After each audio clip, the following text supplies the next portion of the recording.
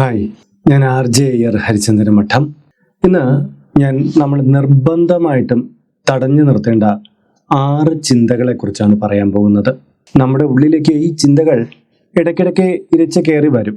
പക്ഷേ നമ്മൾ ഈ ചിന്തകളിൽ നിന്ന് വിട്ടൊഴിഞ്ഞ് മാറി നിൽക്കണം. ഈ മനസ്സെന്ന് പറഞ്ഞാൽ ഒരു മരഞ്ചാടി കുരങ്ങനെ പോലെയാണ്. അത് ഒരു ചിന്തയിൽ നിന്ന് മറുചിന്തയിലേക്ക് ഇങ്ങനെ ചാടിക്കളിച്ചുകൊണ്ടിരിക്കും. നമ്മുടെ ചിന്തകളാണ് ലോകത്തിലെ ഏറ്റവും അധികം വേഗതയിൽ സഞ്ചരിക്കുന്നത്. ഇവിടെ നിന്ന് ഏതൊരു ശൂന്യാകാശത്തേക്കും പോകാൻ നമുക്ക് ഒരു സെക്കൻഡ് മതി എന്ന് ചിന്തിക്കുന്ന ആ നിമിഷം കൊണ്ട് നമ്മൾ അവിടെ എത്തും. അതുകൊണ്ട് തന്നെ നമുക്ക് സങ്കല്പിച്ച് കൂട്ടാൻ കഴിയാത്ത യാതൊരു കാര്യവും ഇല്ല എന്ന് പറയാം. നമ്മൾ കണ്ടിട്ടുള്ളതും കണ്ടിട്ടില്ലാത്തതുമായ ഒട്ടേറെ കാര്യങ്ങളെ നമ്മളിങ്ങനെ നമ്മുടെ ഭാവനയിൽ സൃഷ്ടിച്ചെടുക്കാറുണ്ട്. ഈ ചിന്തകൾക്ക് മേല് നമുക്കൊരു കടിഞ്ഞാണിടണമെന്ന് ആചാര്യന്മാരെല്ലാവരും പറയാറുണ്ട്. പക്ഷെ ചിന്തകളെ കടിഞ്ഞാണിടുക, അതിനെ മെരുക്കി നിർത്തുക എന്നൊക്കെ പറയുന്നത് കുറച്ച് കഠിനതരമാണ്. ചിന്തിച്ചോളൂ, ആവശ്യമുള്ള കാര്യങ്ങളെല്ലാം ചിന്തിച്ചോളൂ. പക്ഷെ നമ്മൾ ഒരിക്കലും ആ ചിന്തകളുടെ കൂടാരത്തിൽ പെട്ടുപോകാതിരിക്കുക എന്നുള്ളതാണ് പ്രധാനം. അതായത് ഒരു ചിന്ത നമ്മുടെ ഉള്ളിലൂടെ കടന്നു പോയി എന്ന് പറഞ്ഞ പ്രശ്നമില്ല, അതിനെ തുടർച്ചയായിട്ട് ഇങ്ങനെ ചിന്തിച്ച് നമ്മുടെ മനസ്സിൽ മുഴുക്കെ അത് നിറയ്ക്കാതിരിക്കുക. ഏതൊരു ഡേഞ്ചർ ആയിട്ടുള്ള ചിന്തയും ഒരു വ്യക്തിയുടെ, ഏറ്റവും നല്ല വ്യക്തി എന്ന് പറയുന്ന ഒരാളുടെ മനസ്സിലൂടെ ഒരു വട്ടമെങ്കിലും കടന്നു പോയിക്കാം. പക്ഷെ അതിന് വില കൽപ്പിക്കാതെ വിടുകയാണ് നല്ല ചിന്താധീനരായിട്ടുള്ള, അതായത് ചിന്തയ്ക്ക് മേൽ അധീനരായിട്ടുള്ളവർ ചെയ്യുന്നത്. ഇപ്പോൾ നമ്മളൊരു മാർക്കറ്റിലേക്ക് കടന്നു ചെല്ലും പോലെയാണ് നമ്മൾ ചിന്തകളെ സങ്കല്പിക്കേണ്ടത്. മാർക്കറ്റിൽ ഒരുപാട് സാധനങ്ങൾ അവിടെ ഉണ്ടാവും. പക്ഷെ നമുക്ക് വേണ്ടതായിരിക്കും നമ്മളെടുത്ത് നമ്മുടെ ബാസ്ക്കറ്റിൽ ഇടുക. കൃത്യമായ ലിസ്റ്റ് ഉണ്ടാക്കി തയ്യാറാക്കി വെച്ചിട്ട് ഇത് എനിക്ക് ആവശ്യമുണ്ട്, ഇത് ആവശ്യമില്ല എന്ന് പറഞ്ഞ് നമുക്ക് തരംതിരിക്കാൻ പറ്റും. അതുപോലെ തന്നെയാണ് നമ്മുടെ ഉള്ളിലേക്ക് കടന്നു വരുന്ന ഇത്തരം ചിന്തകളെ നമ്മൾ നിയന്ത്രിക്കേണ്ടത്. നമുക്ക് ആവശ്യമില്ലാത്തൊരു കാര്യമാണ് വന്നതെങ്കിൽ അതിനെ പാടെ അവഗണിച്ച് കളയുക എന്നുള്ളതാണ്. നമ്മുടെ ഉള്ളിൽ രൂഢമൂലമായി പോയാൽ, അതായത് ഉറച്ചു പോയാൽ വളരെയധികം ഡേഞ്ചറായിട്ട് മാറാവുന്ന 6 ചിന്തകളെ കുറിച്ചാണ് ഞാൻ പറയുന്നത്. ഞാൻ ഈ പറയാൻ പോകുന്ന പല കാര്യങ്ങളും നിങ്ങളുടെ ഉള്ളിൽ തന്നെ ഇപ്പോൾ തന്നെ ഉണ്ടായിരിക്കും. അങ്ങനെയുള്ളവർ തീർച്ചയായിട്ടും ഈ ചിന്തകളെ ഇനി കൂടെ കൊണ്ടുനടക്കരുത്. ഇതിന് പകരം വയ്ക്കാവുന്ന പോസിറ്റീവായിട്ടുള്ള കാര്യങ്ങളെ ചിന്തിക്കുക. ഇതിന്റെ സൊല്യൂഷൻസിനെയാണ് ചിന്തിക്കേണ്ടത്. നമുക്ക് ആ ചിന്തകൾ ഏതൊക്കെയാണെന്ന് നോക്കാം. ഒന്നാമത്തത്, എന്നെ ഒന്നിനും കൊള്ളുകയില്ല എന്നുള്ള ചിന്ത.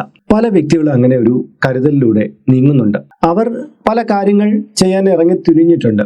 അപ്പോഴെല്ലാം അവർക്ക് പരാജയം ഏറ്റുവാങ്ങേണ്ടി വന്നിട്ടുമുണ്ട്. അതായത് അവർ എടുക്കുന്ന ഓരോ സ്റ്റെപ്പിലും അവർക്ക് തിരിച്ചടി കിട്ടുമ്പോൾ, തന്നെക്കാൾ കഴിവ് കുറഞ്ഞ ചിലരൊക്കെ മികച്ച പെർഫോമൻസ് കാഴ്ചവെക്കുമ്പോൾ അവർക്ക് തോന്നും, ഞാൻ ഭാഗ്യമില്ലാത്ത ഒരാളാണ്, എന്നെ കൊണ്ടൊന്നും കഴിയില്ല, എൻ്റെ ജീവിതം വെറുതെ ആയിപ്പോയി.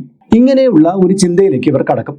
അപ്പോഴത്തെ സാഹചര്യം വിപരീതമായതുകൊണ്ടോ, അവരുടെ തന്നെ ചില പെടുപ്പുകേടുകൾ കൊണ്ടോ, സമൂഹത്തിൻ്റെതായ ചില പ്രശ്നങ്ങൾ കൊണ്ടോ, എന്തൊക്കെയോ കാരണങ്ങൾ കൊണ്ടാണ് ഇവർ വിചാരിച്ച കാര്യങ്ങളൊന്നും നടപ്പിൽ വരുത്താൻ കഴിയാതെ പോയത്. അതിനൊരു റീസൺ ഉണ്ടാകും. പക്ഷേ ഇവർ തീരുമാനിച്ചിരിക്കുന്നത് ഇവർ ഒരു കഴിവ് കെട്ട ഒരു വ്യക്തിയാണ്, തൻ്റെ കഴിവ് കേടുകൊണ്ടാണ് തനിക്ക് ഇങ്ങനെ സംഭവിച്ചതെന്ന്. അതായത് തനിക്ക് കിട്ടാതെ പോയ എല്ലാ കാര്യത്തിന്റെ ഉത്തരവാദിത്വം ഇവരങ്ങോട്ട് ഏറ്റെടുക്കുകയാണ്. അവർ ആ സാഹചര്യങ്ങളെ കുറിച്ച് ചിന്തിക്കില്ല, അല്ലെങ്കിൽ അവിടുത്തെ ആ ചുറ്റുപാടുകളിൽ തനിക്ക് പെർഫോം ചെയ്യാൻ പറ്റുമായിരുന്ന കാര്യങ്ങൾ എന്തൊക്കെ താൻ അവോയ്ഡ് ചെയ്തു, അടുത്ത സ്റ്റെപ്പിൽ ഞാൻ എന്തൊക്കെ ചെയ്യണം എന്നതിനെ കുറിച്ച് ചിന്തിക്കില്ല. പകരം അവർക്ക് കിട്ടിയ നെഗറ്റീവായിട്ടുള്ള റിസൾട്ടിന് അവർ ഒരു വാല്യൂ ഇടുന്നത് എന്നെ ഒന്നിനും കൊള്ളുകയില്ല എന്നുള്ള രീതിയിലാണ്. ഈ രീതിയിൽ നമ്മൾ ചിന്തിച്ചു പോയി കഴിഞ്ഞാൽ നമ്മുടെ ജീവിതം വളരെ നരകതുല്യമാവും. നമ്മുടെ സെൽഫ് കോൺഫിഡൻസ് പൂർണ്ണമായിട്ട് തകരും. മാത്രമല്ല, നമുക്ക് പുരോഗമനപരമായിട്ടുള്ള ഒരു കാര്യവും ചെയ്യാൻ പിന്നീട് കഴിയില്ല. കാര്യം നമ്മൾ തന്നെ നമ്മളെ പറഞ്ഞു വെച്ചിരിക്കുന്നത് നമ്മളൊന്നിനും കൊള്ളാത്തവനെന്നാണ്.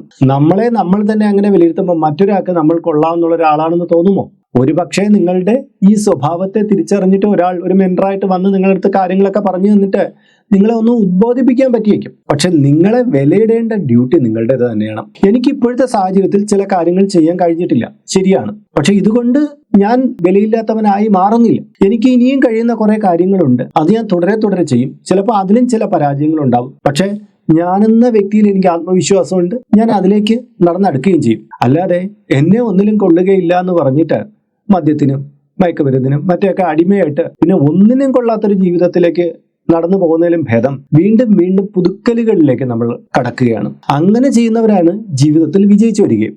അതുകൊണ്ട് നമ്മുടെ മനസ്സിൽ നിന്ന് ആദ്യം തൂത്തെറിയേണ്ട കാര്യം എന്നെ ഒന്നിനും കൊള്ളുകയില്ല എന്നുള്ള ചിന്തയാണ്. ഇനി രണ്ടാമത്തെ കാര്യമുണ്ട്, ഇത് ഞാൻ നല്ലതാണ്, മറ്റൊരാളും കൊള്ളുകയില്ല എന്നുള്ളതാണ്. ചിലർക്ക് അവനവനിൽ ആത്മവിശ്വാസം കൂടി വരും. ആത്മവിശ്വാസം നല്ലതാണ്, പക്ഷെ അവനവനിലുള്ള ആത്മവിശ്വാസം കൂടി നിൽക്കുന്നത്, അത് ഡോമിനേറ്റ് ചെയ്ത് നിൽക്കുമ്പോൾ ചുറ്റുമുള്ളവരെ വില കുറച്ച് കാണാൻ അത് കാരണമായി തീരും. ഞാൻ പെർഫെക്റ്റ് ആണെന്ന് ഒരാൾ ചിന്തിച്ചു കൊണ്ടിരുന്നു കഴിഞ്ഞാൽ അദ്ദേഹത്തിന്റെ തെറ്റുകളെയും കാണാൻ കഴിയാതെ പോയേക്കും. കാരണം അദ്ദേഹത്തിന് ഞാൻ എന്ത് ചെയ്താലും ശരിയാണ്, നിങ്ങളൊക്കെയാണ് തെറ്റുകാർ എന്ന് വിളിച്ചു പറഞ്ഞുകൊണ്ടിരിക്കും.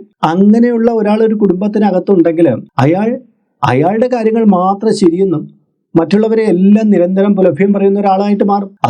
അതൊരു ജോലി സ്ഥലത്താകട്ടെ, അല്ലാതെയുള്ള ഒരു പബ്ലിക് പ്ലേസിലാവട്ടെ, എവിടെയായാലും ഒരു വ്യക്തി തന്റെ കുറ്റങ്ങളിലേക്ക്, തന്റെ കുറവുകളിലേക്ക് കണ്ണു നടാതിരുന്നാലും പ്രശ്നമാണ്. ഒരാളെ ആത്മവിശ്വാസം ഏറിപ്പോകുന്നതിന്റെ പ്രശ്നം ഇവിടെ ഉടലെടുക്കുകയാണ്. അതായത് നമ്മളിലുള്ള ന്യൂനതകളെയും ഇടയ്ക്കിടയ്ക്ക് തികഞ്ഞു നോക്കേണ്ടതുണ്ട്.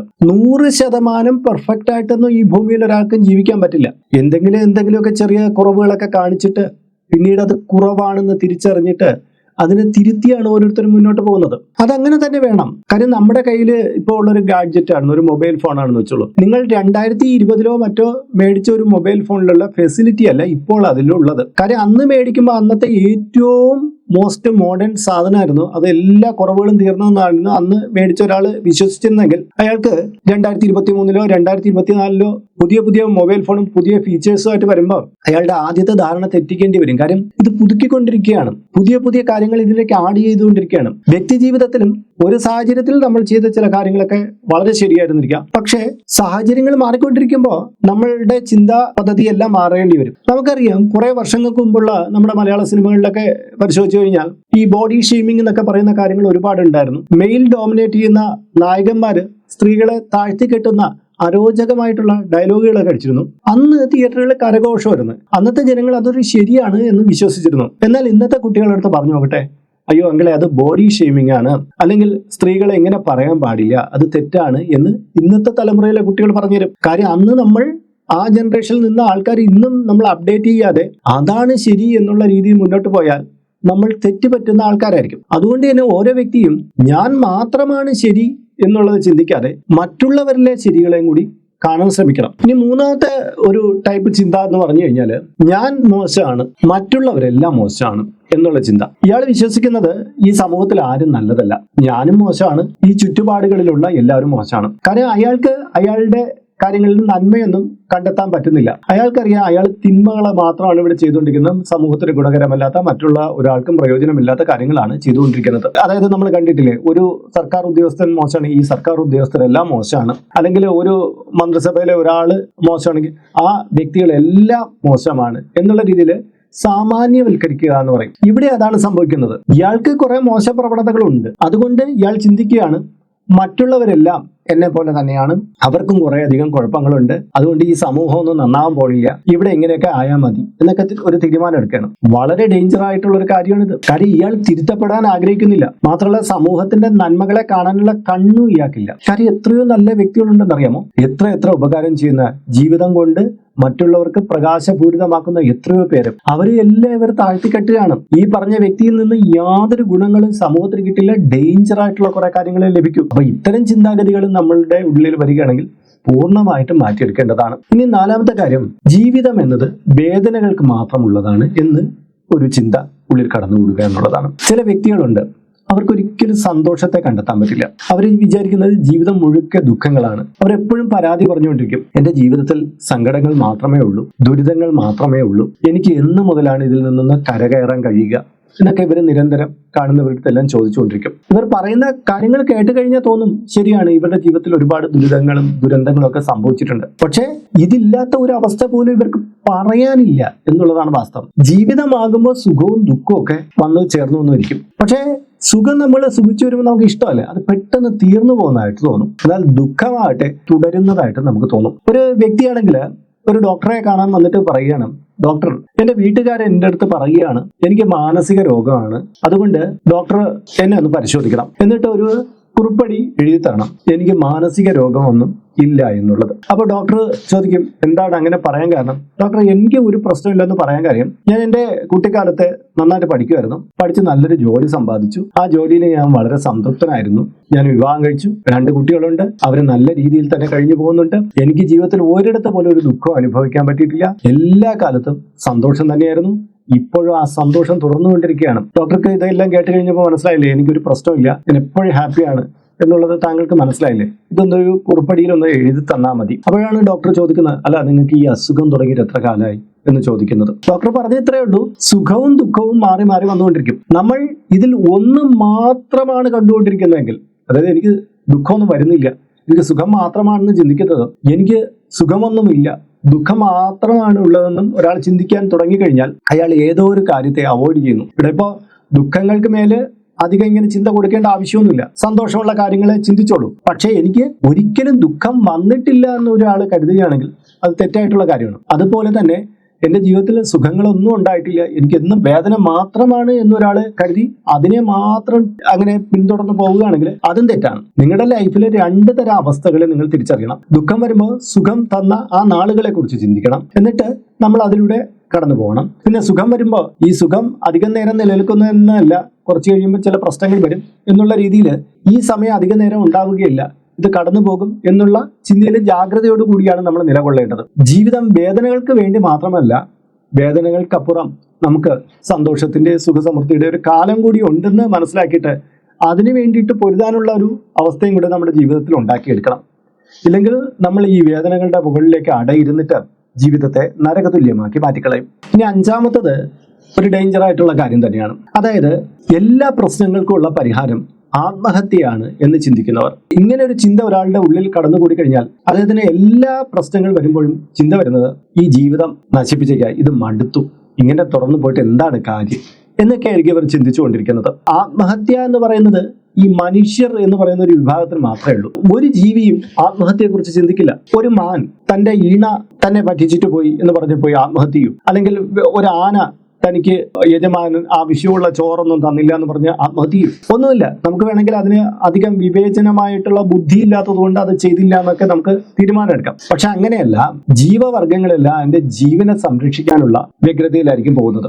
മനുഷ്യനാകട്ടെ തനിക്ക് ചില സിറ്റുവേഷൻസിനെ തരണം ചെയ്യാൻ പറ്റില്ല എന്നുള്ള രീതിയിൽ ആത്മഹത്യക്ക് പോകും. ചിലർ ചിന്തിക്കുന്നത് ഇങ്ങനെയാണ്, ഞാൻ ആത്മഹത്യ ചെയ്യുമ്പോൾ ചില പാഠങ്ങളൊക്കെ പഠിക്കും, അവർ അനുഭവിക്കട്ടെ എന്നുള്ള രീതിയിലാണ് ചിലർ ആത്മഹത്യ ചെയ്യാൻ പോകുന്നത്. എൻ്റെ സുഹൃത്തുക്കളെ, നമ്മുടെ ജീവിതത്തെ, അമൂല്യമായ ജീവിതത്തെ വെടിഞ്ഞു എന്ന് പറഞ്ഞാൽ ആരും ഒന്നും പഠിക്കാൻ പോകില്ല. അവർക്ക് ചിലപ്പോൾ താൽക്കാലികമായ ചില പ്രതിസന്ധികളൊക്കെ ഉണ്ടായിരുന്നു എന്നേക്കും. നിങ്ങളുടെ ആ കനത്ത ഒരു വിടവായിരിക്കും ചിലപ്പോൾ ചിലർക്ക് ഉണ്ടാക്കുക.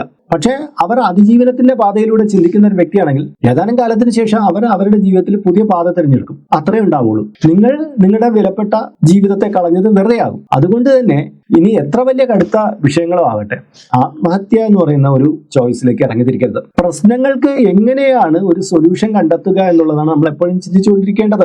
ആത്മഹത്യ താൽക്കാലികമായിട്ടുള്ള ഒരു ഒളിച്ചോടലിന്റെ പാതയാണ്. പലപ്പോഴും ഒരു ചെറിയ കാര്യം, ഒരു തുണി മേടിച്ചു കൊടുത്തില്ല, ഫുഡ് മേടിച്ചു കൊടുത്തില്ല എന്നൊക്കെ പറഞ്ഞിട്ട് കുട്ടികളൊക്കെ പോയി ആത്മഹത്യ ചെയ്യുന്നത് കണ്ടിട്ടില്ല. ശരിക്കും പറഞ്ഞാൽ ആ കുട്ടിക്ക് അതിനപ്പുറം ചിന്തിക്കും, ഞാൻ ഇച്ചിരി കൂടെ വലുതായി, ഞാനൊരു ജോലി മേടിച്ചു കഴിഞ്ഞാൽ ഈ പറഞ്ഞ ഫുഡിന്റെ എത്രയോ ഇരട്ടി എനിക്ക് മേടിക്കാൻ പറ്റും, എത്ര ആയിരങ്ങൾക്ക് എനിക്ക് മേടിച്ചു കൊടുക്കാൻ പറ്റും. ഈ തുണി മേടിച്ചു തന്നില്ല എന്ന് പറഞ്ഞ ആത്മഹത്യ ചെയ്യാൻ പോകുന്ന ആള് എനിക്ക് വേണമെങ്കിൽ വലിയൊരു തുണി മില്ല് തന്നെ തുടങ്ങാൻ സാധിക്കും.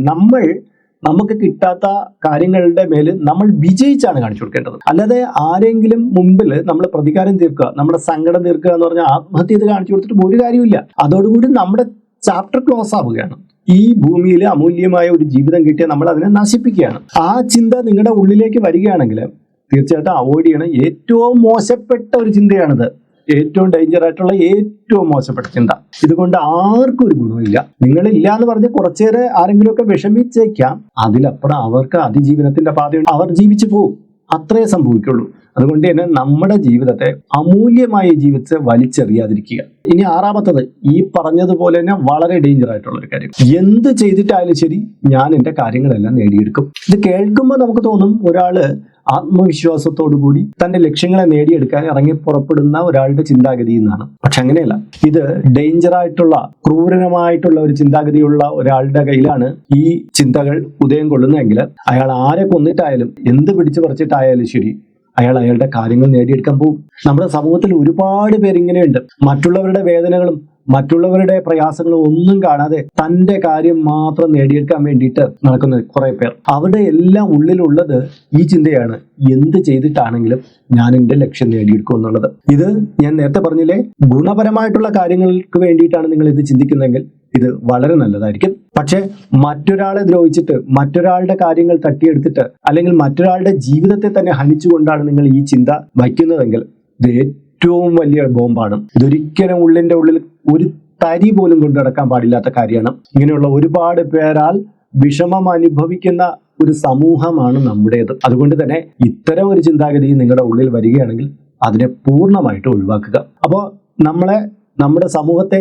എല്ലാം നശിപ്പിക്കുന്ന 6 ചിന്താഗതികളെ കുറിച്ചാണ് ഞാനിവിടെ പറഞ്ഞത്. അപ്പൊ പലർക്കും തോന്നും, അയ്യോ എന്റെ ഉള്ളിലേക്ക് ഇങ്ങനെ ചിന്താഗതികൾ വരുന്നുണ്ടല്ലോ, ഇടയ്ക്കിടയ്ക്ക് തോന്നാറുണ്ടല്ലോ, ഞാൻ ഇതിനെ ഇങ്ങനെ മാറ്റും. ഞാൻ ഇതിനാണ് ആദ്യമേ പറഞ്ഞത്, നമ്മുടെ ഉള്ളിൽ ഒരുപാട് ചിന്താഗതികളൊക്കെ ഇങ്ങനെ വന്നേക്കാം. പക്ഷെ നമ്മളെപ്പോഴും മൂല്യങ്ങളുടെ പിന്നാലെ സഞ്ചരിക്കുക.